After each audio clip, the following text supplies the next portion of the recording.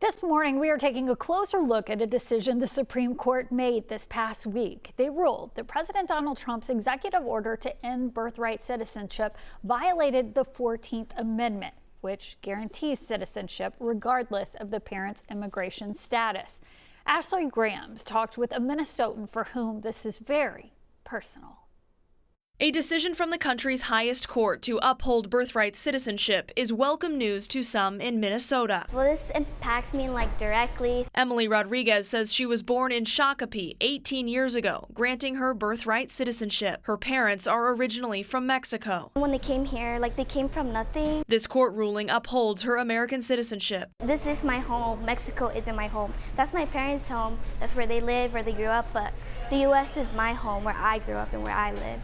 The Supreme Court split 6-3 on the decision issued Tuesday, striking down President Donald Trump's executive order, which would have denied citizenship to children born to parents in the country illegally or temporarily. In a post on social media, the president called the decision, quote, "too bad for our country," and urged lawmakers to act quickly to restrict birthright citizenship through legislation. Meanwhile, Governor Tim Walz backed the decision. A fundamental principle of America, if you're born here, you're a citizen. I think being able to live my life in the country I was born in and be able to show off my culture and be who I am without being judged. Rodriguez says her family chased the American dream, and as a citizen, she's chasing even more opportunities. Ashley Grams, WCCO News.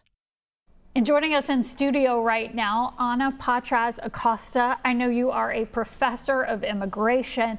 Okay, you just saw Emily's story. How does that land with you? Well, seeing her story and just thinking of my own clients and even my own personal story. My mother is an immigrant from Mexico, and how the birthright citizenship clause has positively impacted generations of Americans since the 14th Amendment was ratified back in the 1860s. To me, it really underscores the human aspect of the decision that was issued by the Supreme Court this week, and how the right to citizenship that we all enjoy in the country for anybody who's born here, how it really can change lives and improve generations of Americans. And as we were waiting for that decision, what were the thoughts going through your head? Well, I would say, excuse me, after oral argument, I thought that probably the decision would come down the way that it did. So I wasn't necessarily surprised with the ultimate outcome of the Supreme Court ruling striking down the executive order as unconstitutional and a violation of the 14th Amendment's birthright citizenship clause. I think what surprised me is how close the decision was, that it was a 5-4 decision on the constitutional question, because not so long ago, the question on whether or not the right to citizenship under the 14th Amendment was guaranteed was a pretty settled question, legally speaking. And it goes back to that 14th Amendment. Explain that to people who aren't familiar with it, because in the Supreme Court, the Constitution is a big deal in their decision making. Absolutely. And I think it's also important to really understand that the executive order that was issued by the Trump administration in many respects was trying to rewrite the Constitution, or rewrite our understanding of the Constitution through executive order, which, regardless of your party affiliation, is not really something that is permitted under our constitutional system. And in terms of what the language is in the 14th Amendment that guarantees the right to citizenship, there is a clause in the 14th Amendment called the Birthright Citizenship Clause that states that anyone who is born on U.S. soil and subject to the jurisdiction thereof of the U.S. government, and that historically has been interpreted to mean everyone with a very narrow exception for the children of diplomats, or some other categories, like if we're foreign occupiers or that sort of thing. Yeah.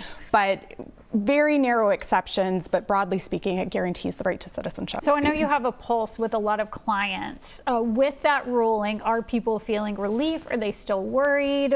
What's the pulse? Well, I think when it comes to clients and their U.S. born children, there's definitely a huge sense of relief.